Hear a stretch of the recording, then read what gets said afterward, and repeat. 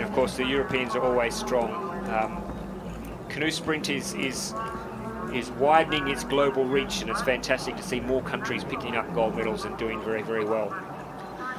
So our next final, our next A final, will be the C2 men's 500.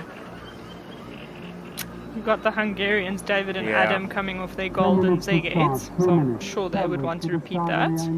Yeah, they will probably start favourite. Interestingly, though, the Italians, Craccione and Santini, they won the C2 1000 gold yesterday and looked very good. They've also previously, I think, if my research tells me correctly, they were good in the World Championships last year. I think they finished 5th at the World Championships, so not a bad form.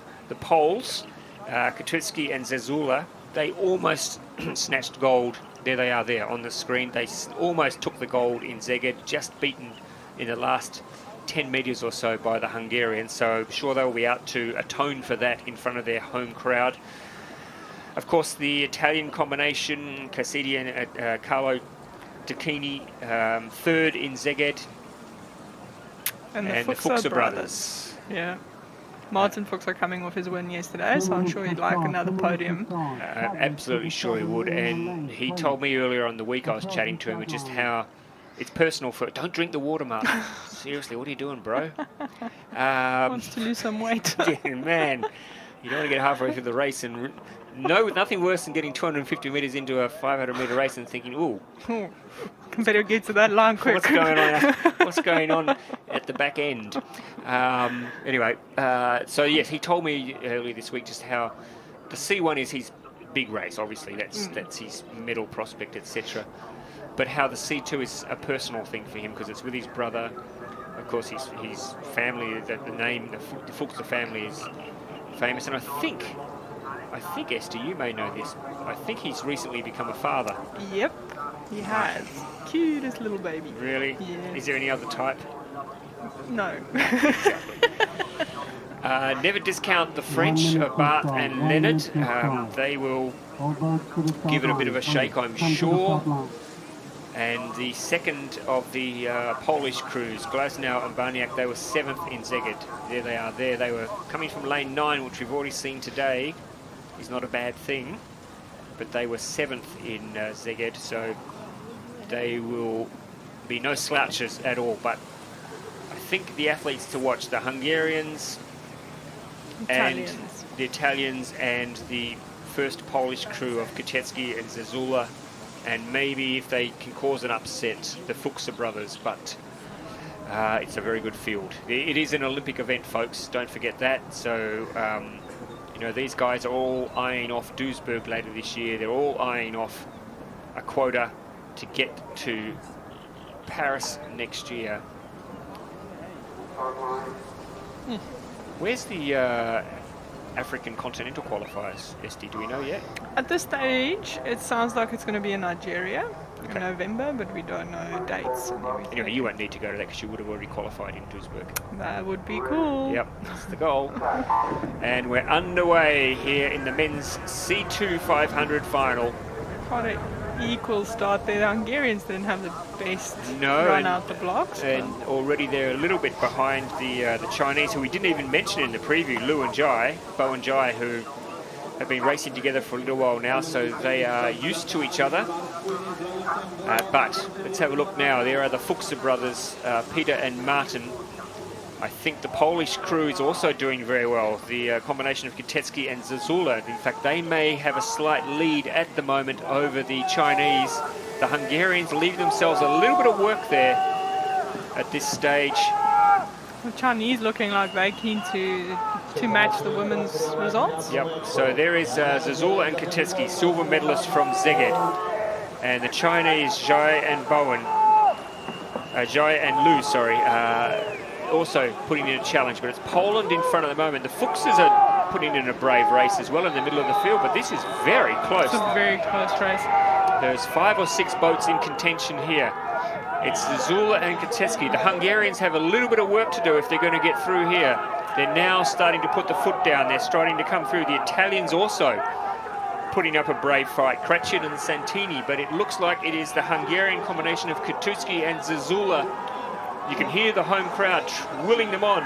The Italians Cassini and Tacchini are coming through as well, though. Very strong there. In fact, the poles are going backwards. It's Cassini and Tacchini, the Italians in lane 2. This will be a huge boil over. I know they are third in Szeged, but this is a big result for Cassini and Tacchini. They're going to take the gold. Lane 1, the Ukrainians, Vergeles and Rybachok, taking silver. What a race for those young boys. And Tacchini is, I don't know who he's telling to be quiet, but he's telling maybe the Polish crowd. He's just doing the shh. You can do that. Winners are grinners, Esty. You can do a bit of showmanship maybe, but I'm too shy to do that. I'm looking forward to the day I'm going to call you winning the gold and seeing your post race celebration. But look at, that means a lot, I know, for Carlo Tacchini. He's been paddling for so many years now. He was there paddling when Sebastian Brendel was at his very, very best. He was there when the Brazilians started to come through and trying to keep up. So he's always sort of been operating in the shadows of these great athletes. Yeah, and it's nice to just come down straight through and be like, hey, I'm here. Also, look at them like being half a boat length behind and then coming up for such a spectacular finish in the last 100 meters. And he missed qualification for Tokyo, so I think the C2 represents a good opportunity for him to guarantee himself a place in Tokyo, and the strength of belief that they would have now, Esty, after coming, as you said, coming from a long way back there. Look at that finish. That is a really strong final 200 metres. Let's see who got third. I think it was the Poles. I think it was the Poles. The Italians came through strong, but just not enough space. Goodness knows what happened to the Hungarians. They were finished second to last, so not a good race for the Hungarians after their surprise gold medal 2 weeks ago. But I'm pretty happy. I'm really happy for this Italian combination. Absolutely.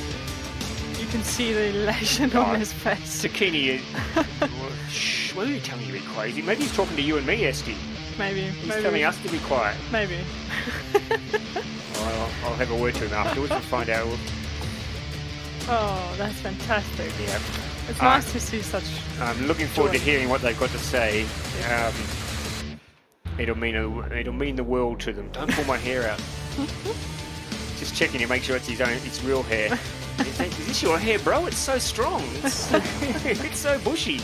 All right, let's have a listen to our gold medalists from Italy. Congratulations, guys. Surprise finish. Is it a surprise for you as well? We're surprised to be in front, but not surprised of our our level. We knew that the C2 was fast, and we just needed to show it one more. So yeah, we're really happy about it. Were you able to perform how you planned? Yeah, the wind didn't help us for sure. It was a little bit side wind. We almost dipped at the end, but I guess it was enough. So, congratulations! Thank you very much. I guess that's always a factor with the C1. Hey, is a side wind. For the C2, or the C, yeah. Well, for any of the canoe disciplines, exactly. to be honest, it's tough enough keeping the boat straight with a rudder. I can't imagine what it should be like if we don't have one. For sure. So there we have confirmation. Cassini and Tacchini gold